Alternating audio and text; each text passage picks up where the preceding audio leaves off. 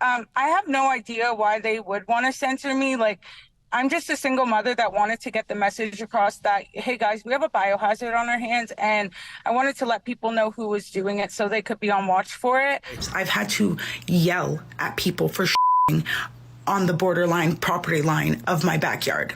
And yes, it was Indian families. So that's not false. You can check my town's page where they say there are Indian people pooping on our beach, because they're digging holes and they're pooping and putting tents up because they don't want to go to the washrooms. Somebody called in about somebody posting things on TikTok about East Indians defecating on the beach. Do we now reside in a world where no good deed goes unpunished? Case in point, consider the curious case of Natty. Natty is a resident of Wasaga Beach, Ontario, and recently Natty took to TikTok to call out some truly odious behavior occurring down at the beach, namely certain people, primarily those from the East Indian community, are defecating there. Some folks are even burying dirty diapers on the beach. It's beyond grotesque. But what might be even more gross is what has happened to Natty in the aftermath of her viral social media postings. For example, this single mother received a visit recently by the Ontario Provincial Police. Yes, the OPP recently launched an investigation into this matter. Oh, not about on the people defecating on the beach, mind you. Rather, the OPP are investigating Natty, the whistleblower. As far as we can tell, Natty committed no crime, so why were the police intimidating her at her residence in the first place? But it gets worse. Last Monday, Rebel News posted our exclusive interview with Natty, and within hours of that interview being posted, TikTok permanently deleted Natty's account. But again, the question arises, why? And joining me now from Wasaga Beach to try and make sense of it all is Natty herself. Hey, Natty, thank you so much for joining me. How you doing today? Hi, I'm good. How are you? I'm doing great. Let's cut to the chase on the most egregious part of this story, perhaps. What did you commit? What sin did you commit in order for you to get kicked off of TikTok? I wasn't given an answer as to what I did. My other account is gone. I think I had people email me and email into TikTok, and my original account was given back to me actually, but it was taken right after the episode aired. So I'm thinking that I think it's censorship, and they took my account down because I guess too many people started speaking about everything, and I don't think they like that when people start standing up. Yeah, but you know, you're the whistleblower for all the right reasons. This is a matter of sanitation and public health and hygiene. And I mean, I looked at TikTok's reasons for giving a permanent ban, rather, and I'll rhyme off a few. The account impersonates another person in a deceptive manner. You didn't do that. You have a severe violation on your account. You didn't do that. You post, promote, or facilitate youth exploitation or child sexual abuse material. You didn't do that. You promote or threaten violence. You didn't do that. It goes on and on. So according to their own regulations, you've committed no crime. I've reached out to their media relations department twice. They haven't even acknowledged my queries. So I think you're right. I think maybe this is about censorship. What is your feeling as to why they want to censor you? Honestly, I have no idea why they would want to censor me. Like, I'm just a single mother that wanted to get the message across that, hey guys, we have a biohazard on our hands, and I wanted to let people know who was doing it so they could be on watch for it. I honestly think this is the new Canada.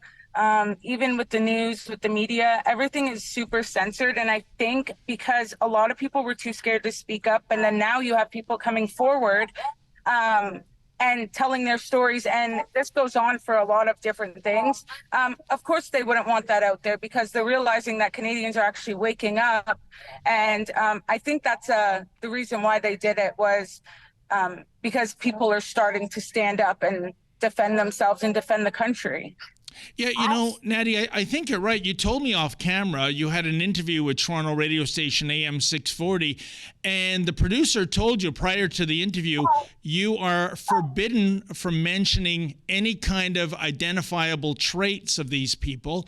But this is based on actual observations. I've reached out to bylaw and former bylaw officers, and I'm not trying to malign anyone in the Indian community, but we do know, as a matter of fact, that much of rural India, there are no toilets, there is no running water.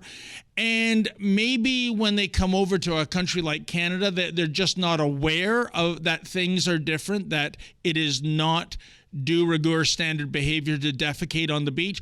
We should be educating people about this, not shutting down the discussion. What say you?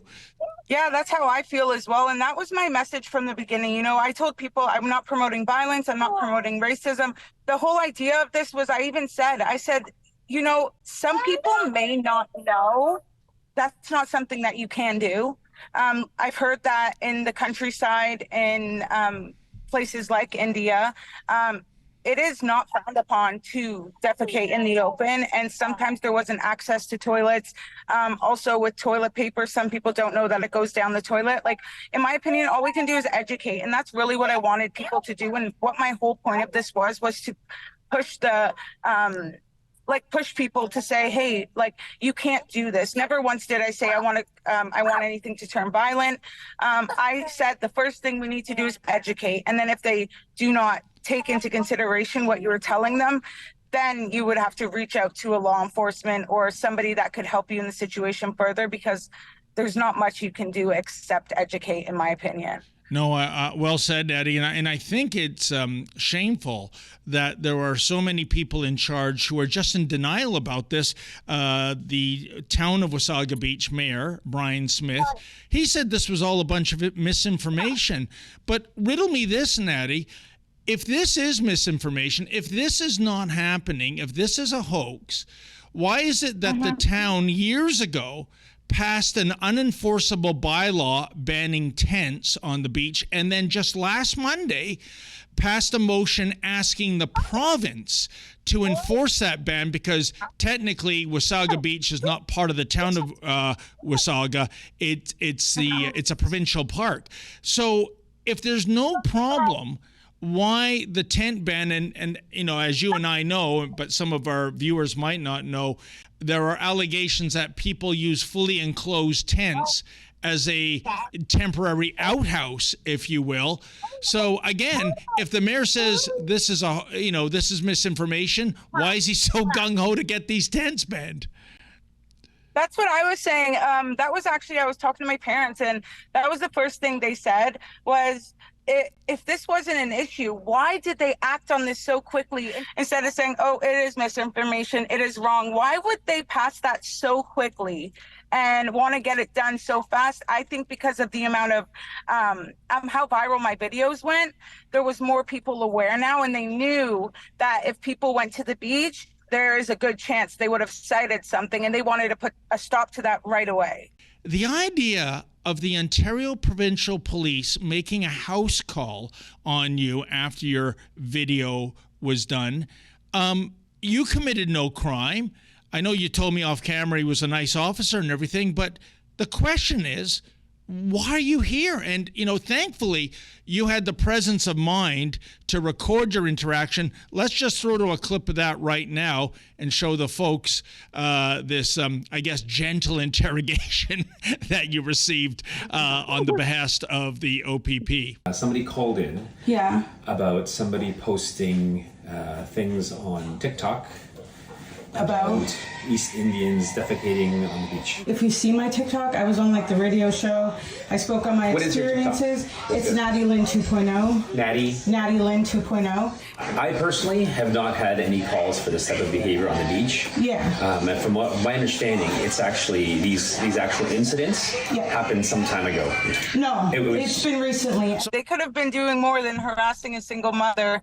And the fact that he didn't even know why he was there, to me, I was so baffled. And even in the video, I said, I feel like you guys should have done your research and looked at my social media and seen what I was talking about instead of coming to my door, trying to talk with me to get my side of a story that you should have never been here to get, you know? Mm-hmm. You know, I'm not a law enforcement expert, but I think if you're sent to somebody's house to interrogate them about a video they posted, you might want to watch the video so you know what you're talking about. Well, Natty, I guess the good news is I know you reestablished a TikTok account. It was then also permanently banned, but just hours ago, you got the green light to put it back up again. So this changes so quickly, this story. Do you still have that TikTok account right now? I got back my 2.0 account, which was my original account, but I had appealed it and they said that my appeal was not approved and that it was gone for good. And then randomly I had people message me like, oh, your account's back, your account's back. And I was like, no way. And then I went to go log in and I was able to get in, but it's like, for how long?